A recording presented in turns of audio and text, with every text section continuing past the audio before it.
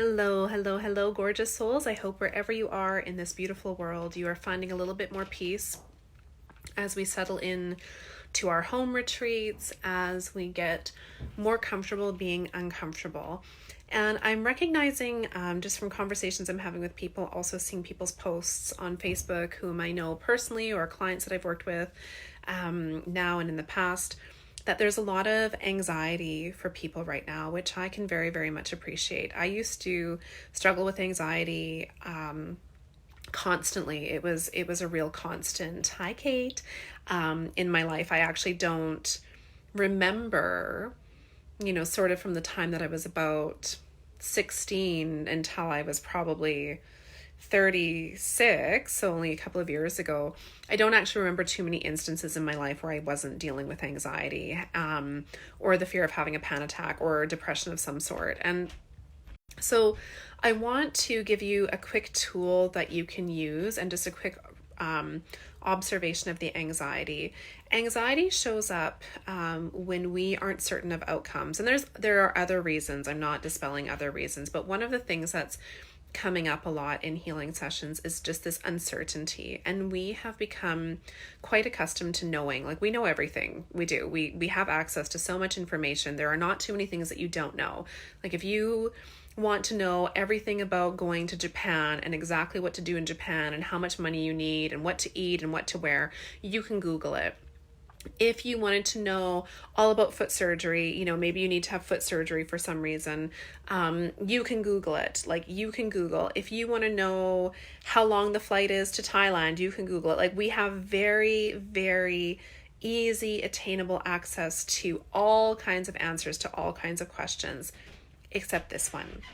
So when we're faced with uncertainty, our brain, our actual brain, goes into this like calculating fear mode, because that's what our brain's job is. Our brain's job is to keep us alive. So the brain recognizes something that needs to create fear, right? Fear pumps through our system so that we have to make a decision. Usually it's like fight, flight, freeze.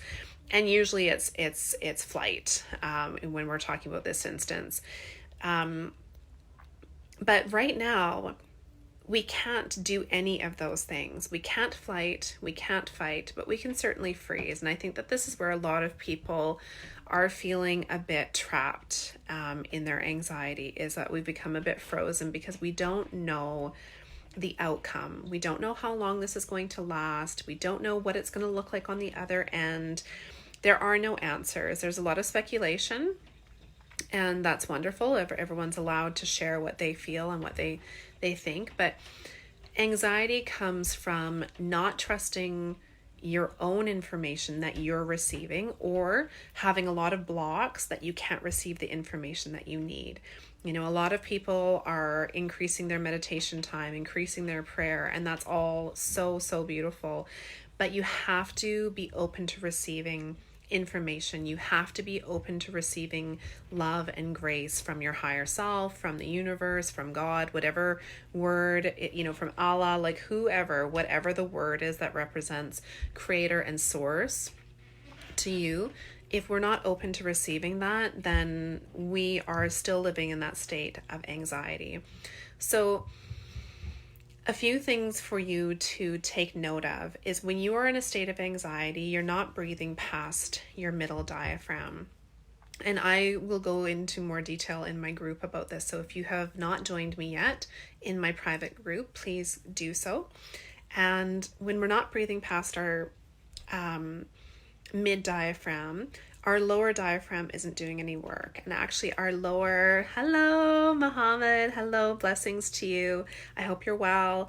So when we're not breathing into our lower diaphragm, we're missing creating a nurturing spiritual breath into our lower chakra, which is our root chakra, which is the representation of safety and home. So if you can imagine when you're breathing and you're drawing in this beautiful, nourishing spiritual breath, and it's just hitting to here, you're only nourishing this part of your body. So you're leaving a whole area of your body unnourished by breath. And the root chakra is our home base.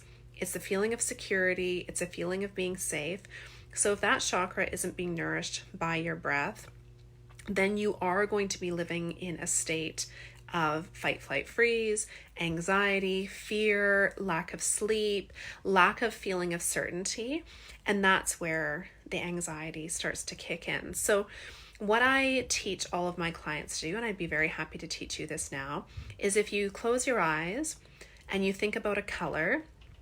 For me, a color that always comes up personally is the color gold. So I'm going to imagine inhaling the color gold. That gold color is going to travel all the way through my body, all the way down to my lower chakra. And if you're not familiar with the chakra system, you're just going to take your breath to your tailbone. So you're just going to think about taking your breath to the front of your tailbone. So the front side of your body, the tailbone. And that's going to bring that breath all the way down there. The reason why I suggest using color is because we are very visual, and it's hard sometimes for us to create a path for our breath if we don't associate a color with it. So again, you're just going to inhale that color, and you're going to inhale it all the way down to that root chakra just in front of your tailbone on the inside of your body. And then you're going to exhale, and you're going to let that breath come right back up the same way that it traveled down. And you're just going to sit and allow yourself to do that. I would say at least 7 times, but you be the judge. You decide. If you start with anxiety, that's, if you give it a number and say your anxiety is at an 8, you really want to do it enough times repetitively until that anxiety comes to a 3. And then you can move out of that practice. And at any time, you don't have to even close your eyes. You could be like doing the dishes and just allow that colored breath to flow all the way through your body, up and out. And just, set the intention. I am ready to release this anxiety. I'm ready to release this anxiety.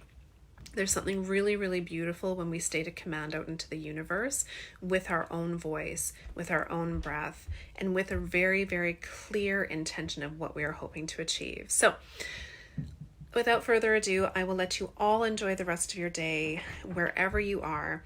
And I'm sending you all so much love. If you do need something from me, please reach out to me. You can message me, you can comment, whatever works best for you. If you haven't already joined my private group, please do so.